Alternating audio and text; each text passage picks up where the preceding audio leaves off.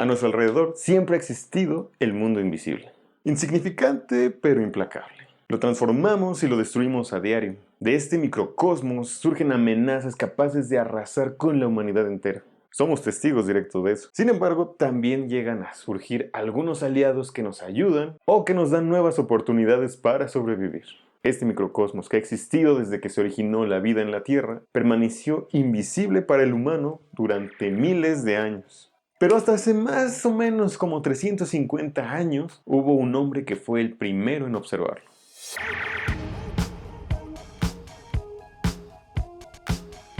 ¡Qué tranza, pandilla pirotlacuache! ¡Qué gusto estar de nuevo con ustedes en una nueva edición de Fuego Tlacuache! Esta vez nos toca descansar un poquito de las biomoléculas. Están muy bonitas, son muy útiles, prácticamente forman a los seres vivos de todo el planeta. Pero vamos a tomarnos un respiro porque hoy vienen unos chismes bien sabrosos. La ciencia se construye por personas como tú, como yo, humanos con virtudes, defectos, sueños esperanzadores, como el mío, que es completar los 1000 suscriptores antes de que termine el año.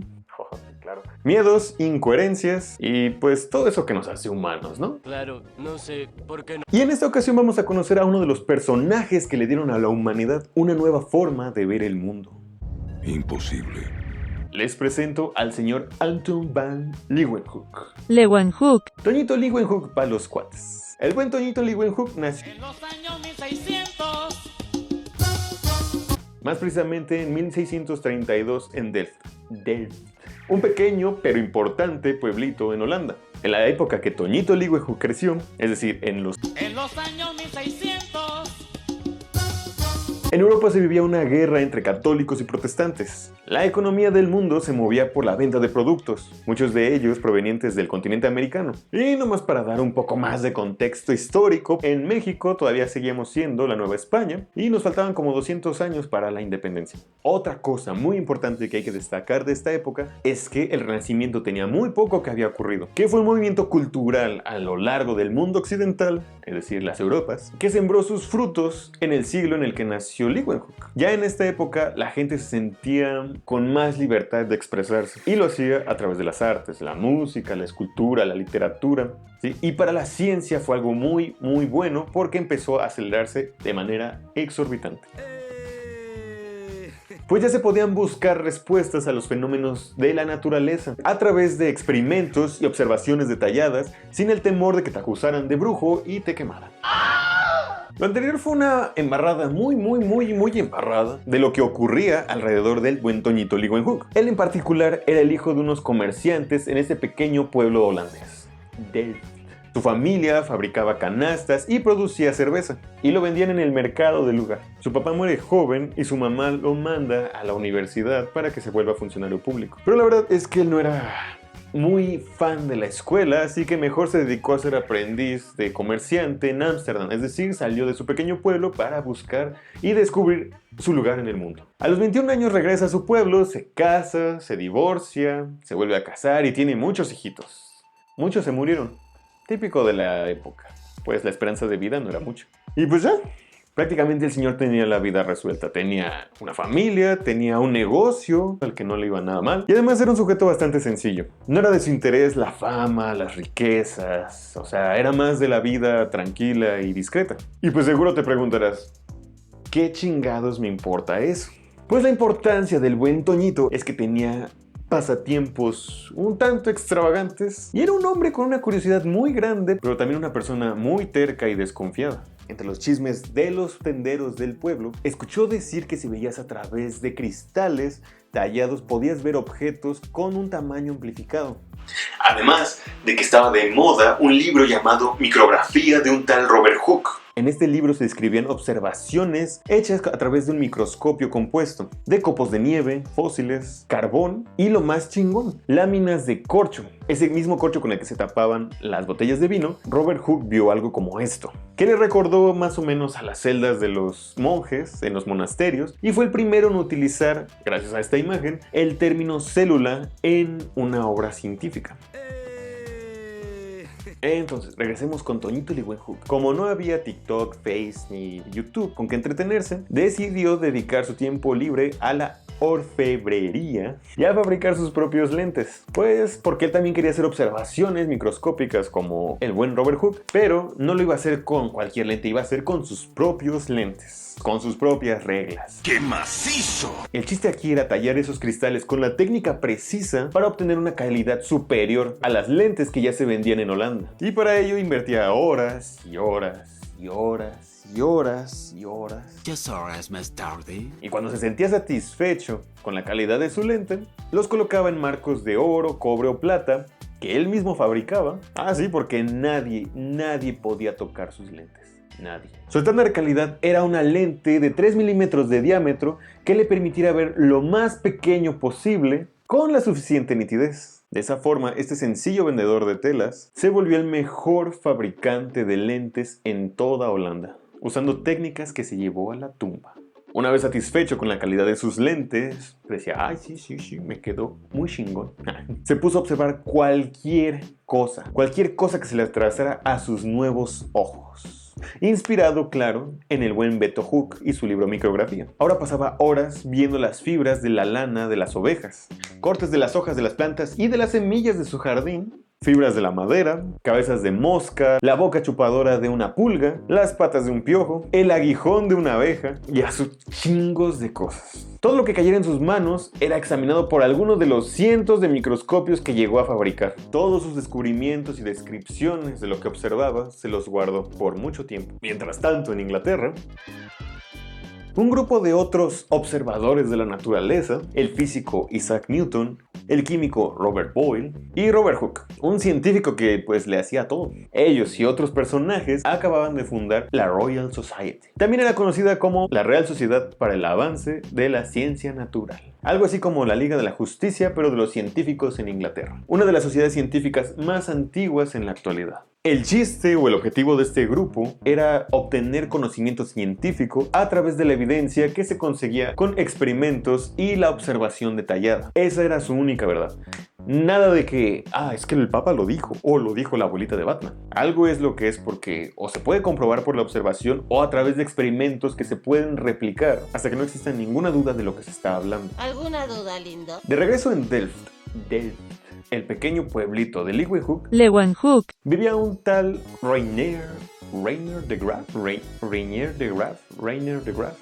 Graaf, ese güey, que se volvió famosillo por ser de los primeros que describió la anatomía reproductiva humana, es decir, los conductos deferentes, las trompas de falopio, los ovarios, los testículos, etc. Algo muy novedoso para la época. Él fue de los primeritos que convenció a Toño de dejarlo ver a través de sus microscopios. Ándale, déjame ver por tu microscopio, le decía de Graaf. Nel, le decía a Toño. Ándale un ratito, no seas cobarde. Y así hasta que convenció al pobre Toño Leeuwenhoek de poder prestar sus microscopios. No mames, dijo de Graaf. Esto lo tiene que saber el mundo. Algo así, palabras más, palabras menos. Y entonces lo contactó con la Real Sociedad, quienes le pidieron al buen Toño describir todas sus observaciones que hizo a través de sus microscopios. Y así es como comenzó una bonita relación a distancia. Leeuwenhoek hacía las descripciones de todo lo que observaba a través de su microscopio y las enviaba a la Real Sociedad. Y ellos quedaban impresionados con todo lo que leían en sus cartas. ¡Hermosa! Más de 300 cartas redactó Leeuwenhoek a lo largo de toda su vida. Muchas de ellas fueron publicadas por la Real Sociedad. Había otras que sí estaban muy fumadas, yo creo, y tuvo que publicarlas independientemente, y otras se las guardó para sí mismo. Eso sí, todas escritas algo así como en un holandés de barrio. Algo que no les hacía muy feliz a los de la Real Sociedad porque pues ellos hablaban solamente inglés y prácticamente habían hecho el inglés la lengua oficial de la ciencia. Por lo que era un pedo traducirlas y entender todo lo que escribía Leeuwenhoek porque luego no entendían las expresiones de barrio que tenía Toño. Y luego también se iba por las ramas porque platicaba cómo estaba el clima, qué era lo que había visto, los chismes de su pueblo. Y al final iba hablando de las descripciones que hacía con sus microscopios. Así como yo ahorita. Tal vez que ya te estoy aburriendo con lo que te estoy contando, pero me vale. Y bueno, en una de sus muchas sesiones de observación, se le ocurrió echarle el ojo a una gota de lluvia con uno de los microscopios más chingones que tenía a la mano. Y que te cuento que casi se va de nalgas con lo que vio. Lo más novedoso, lo nunca antes visto en su época. ¿Qué tal si vemos algo parecido a lo que él observó? Este de aquí es un microscopio compuesto, es decir, es toda una serie de lentes que en conjunto aumentan el tamaño de los objetos que se ven a través de él. Este microscopio es el resultado de muchas personas de diferentes épocas y lugares, como Hansen, Robert Hooke, Leeuwenhoek, entre otros, hasta tener algo como esto que nos permitirá ver cosas muy parecidas a las que vio Leeuwenhoek con su sencillo microscopio de una sola lente. Esa tarde, Toño Leeuwenhoek fue de los primeros seres humanos que vio a estos pequeños seres que se mueven como si estuvieran en un slam.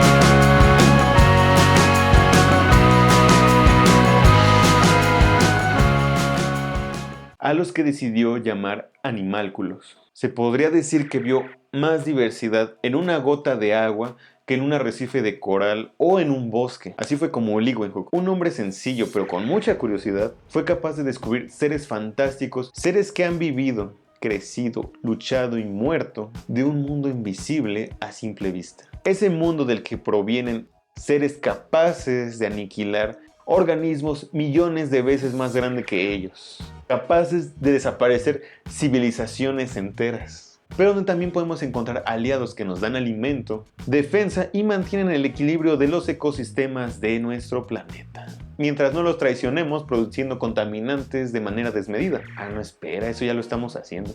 Ya valió entonces. Esa gota de agua solamente fue el inicio. Vio gotas de lagos, charcos, ríos. Describió las células de las algas que encontraba en los lagos cercanos a donde vivía. También describió varios protozoarios que actualmente los conocemos como rotíferos, que son los depredadores de muchos ríos y lagos. No solo describió las formas de estos organismos, sino que también describió su comportamiento y cómo se mueven.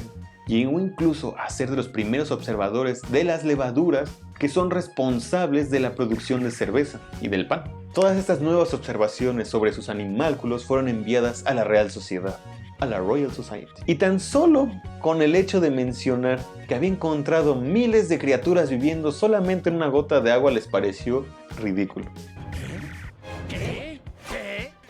Así que le pidieron que describiera y detallara el proceso de cómo él construía sus lentes para lograr esas magníficas observaciones. Porque los microscopios que ellos tenían no alcanzaban ese nivel de resolución o ese nivel para llegar a observar a esos animálculos que él decía ver. Y la respuesta de nuestro buen Toño Leeuwenhoek fue: no, ni merga. Y la Royal Society así de: ¿qué? ¿Cómo que no? Pues no, esos procesos eran sagrados para el buen Toño. Y pues era muy desconfiado en él. Me van a volar mi idea, me van a volar mis técnicas. Y además no lo van a hacer bien, les tengo que enseñar yo. Y yo la verdad no tengo ganas de enseñarles. Así que para que le creyeran, hizo que gente importante de su pueblo, como un sacerdote, un notario público, firmaran una carta donde quedara constancia de lo que decía Leeuwenhoek era real. Pero de ninguna manera les iba a decir cómo construir lentes de esa calidad. Ante la negativa, la Real Sociedad le encargó a Robert Hooke que construyera y perfeccionara sus microscopios, porque de ninguna manera ese humilde vendedor de telas los iba a humillar. Y también para ver si lo que decía Toño era choro o era de verdad. Y tómala que sí.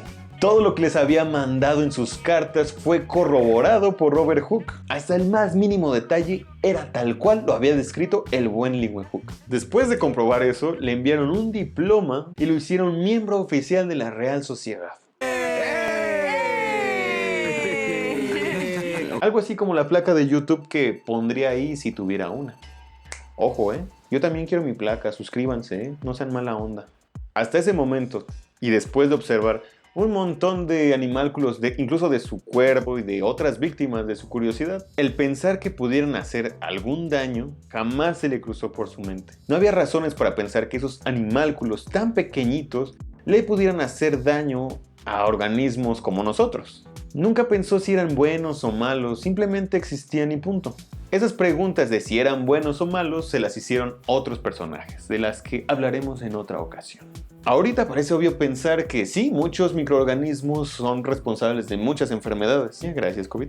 Pero en ese momento apenas se iban descubriendo. Él era muy sabio de no sacar conclusiones apresuradas. Creo que muchos deberíamos ser como Leeuwenhoek. Y bueno, él siguió observando y mandando cartas, observando y mandando cartas. ¿Recuerdas que te dije que cualquier sustancia él la veía a través de su microscopio? Pues no era broma, porque incluso vio la placa dental que crecía entre los dientes de su hija, entre sus propios dientes y hasta los de un vagabundo que se encontró por ahí caminando en su pueblo, que nunca en su vida se había lavado los dientes. Imagínate todo el zoológico que encontró en la boca de ese pobre hombre. Sencillamente fascinante. Para él no había límites. Cualquier sustancia que entrara en su microscopio era observada. También fue de los primeros que hizo las primeras observaciones a los espermatozoides humanos. Ya te toca a ti inferir cómo obtuvo esa muestra. Describió a los glóbulos rojos que forman parte de la sangre y por los detalles que llegaba a dar en sus cartas fue capaz de ver bacterias, pues menciona animalillos muy pequeños, 1000 veces más pequeños de los seres que había visto hasta ahora. Pero sabía que debían estar vivos porque se movían y se reproducían. Estos seres con formas sencillas de cocos, de espirales, de cordones, este tipo de organismos los llegaba a encontrar muy frecuentemente en el sarro de los dientes, por ejemplo. Todas esas observaciones lo hicieron muy famoso en Europa. Reyes y grandes personalidades de Europa iban a ese pequeño pueblo en Holanda, Delft, solamente para ver a través de sus poderosísimos microscopios. Le concedieron muchos honores y reconocimientos. Gracias. ¿Pero eso se le subió a la cabeza? Ni madres. Él desde el principio ya se sentía un chingón, ya era un ganador. Esas cosas ya no le importaban, él solamente quería seguir haciendo observaciones y seguir mandando cartas. Ya incluso a sus 85 años él seguía recibiendo elogios y honores. Algunos se preocupaban de que pues ya estaba muy viejo y pues no había quien heredara todo ese conocimiento para seguir haciendo observaciones tan fantásticas. ¿Quién heredaría sus técnicas para pulir esos lentes tan perfectos? ¿O quién estaría ahí para seguir cultivando esos pequeños animálculos los que él con tanto celo conservaba? Pero él sencillamente no quería someterse a esta labor de docencia, entonces mandó a todos a volar. Y en 1723, los ojos curiosos de Anton van Leeuwenhoek se cerraron para siempre, dejando un poderoso legado y la puerta abierta al mundo invisible a simple vista. Y bueno, mi pandilla pirotlacuache, eso fue todo por esta ocasión. Recuerden dejar su like, sus comentarios y su suscripción si no lo han hecho, porque eso nos ayuda mucho a crecer como canal para que esta información llegue a más personas y pues pueda monetizar, ¿no? Recuerden que todos podemos ser como Leeuwenhoek, buscando siempre la verdad a través de la observación sin prejuicios. Cuídense, nos vemos. Delft.